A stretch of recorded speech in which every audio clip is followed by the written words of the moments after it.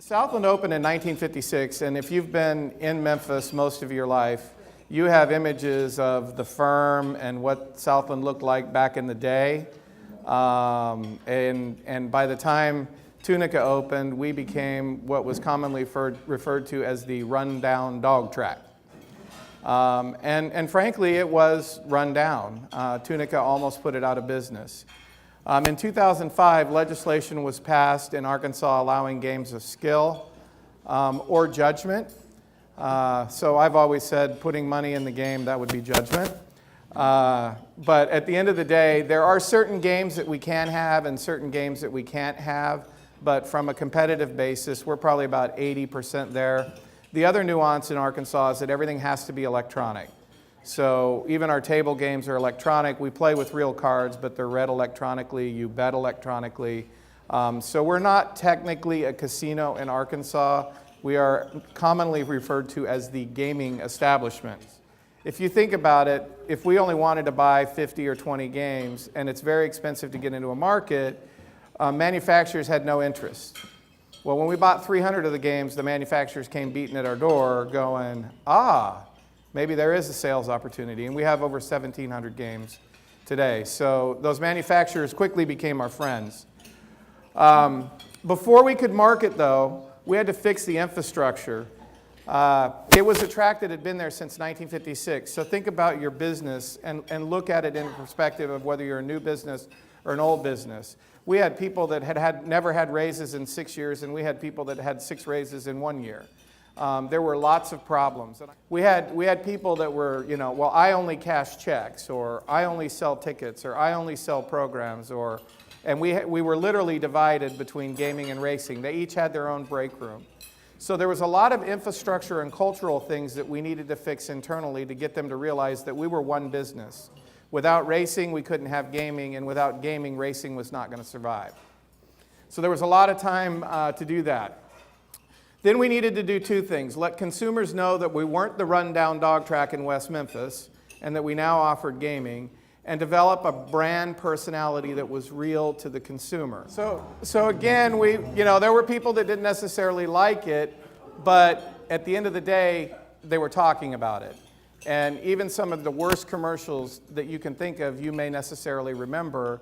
And to a large extent, it may be a product that you do consume. So we realized we were walking an edge, but it worked. We went from 300,000 visitors to 600,000 visitors in 2008. Now, we still weren't, thank you.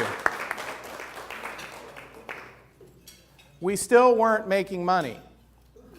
In fact, we almost considered closing.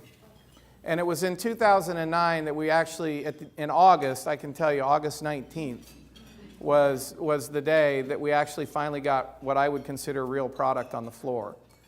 And we did a workforce reduction at the end of 2008 because we had spent a lot of money trying to drive the business, and we had driven it, but we still hadn't driven enough business. So when we decided it was time, even though we had launched, part of one of the changes is we needed to evolve the brand to keep it going, to keep it fresh, to keep getting people's attention. But we needed to develop a brand new look. We needed to alter the tone and advertising of our marketing. And this wasn't my first rodeo with a brand that was not known. And we had to get people's attention. So let me tell you, we rode the edge hard with humor, innuendo, because, and some people didn't like it, but at the end of the day, it did what we wanted it to do, and that was to get people's attention. So funny, distinctive, capitalize on our history, and that we were not a typical casino, so we should not do typical casino advertising. I've always said in my career, the definition of luck is opportunity meeting preparation.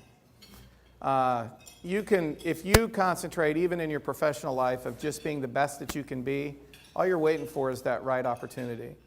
So we spent a lot of time fixing our foundation internally to make sure that we could deliver what people expected when they walked through the door. And the luck was the flood in Tunica in 2011. 2009, just pure word of mouth on the new product. By 2010, we were actually 2 percentage points above our fair share of the market. We were going like this just by running the proximity and letting people know that we had new gaming product. Then the flood happened, and on Friday, April 29th, they started we were informed on the 27th. By the 28th, first 2 casinos had closed, and by the 29th, we had outdoor radio, print, and promotions done. This lady here is amazing, literally, and the agency is amazing. Literally overnight, we were able to swap billboards. We called in every favor, every relationship that we had, and we had a big debate internally. Do we go for it? Because we're going from 14,000 machines to 600. And I literally went on TV and had conversations saying, don't come at peak time, because they were standing in line waiting to play. The good news is we changed our hours of operations. We figured out strategic plans on how to expand valet. We handled it as best as we could. We had people working doubles. We had people that were part-time working full-time. We did everything that we could to try and make sure that people had a good experience, and we did well. And the beauty is a lot of them said, well, I saw your commercials, but I didn't really believe you. So that tells you the power of advertising sometimes. Word of mouth and or experience has always been our best advertiser from a network standpoint.